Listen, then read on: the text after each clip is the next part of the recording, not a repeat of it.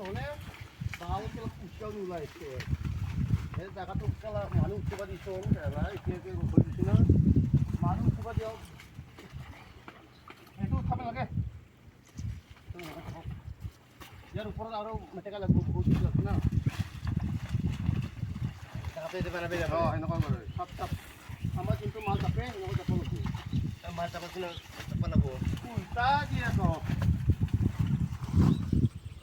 দে এইফালে মই জাপি দিম এইফালে তলে হৈছে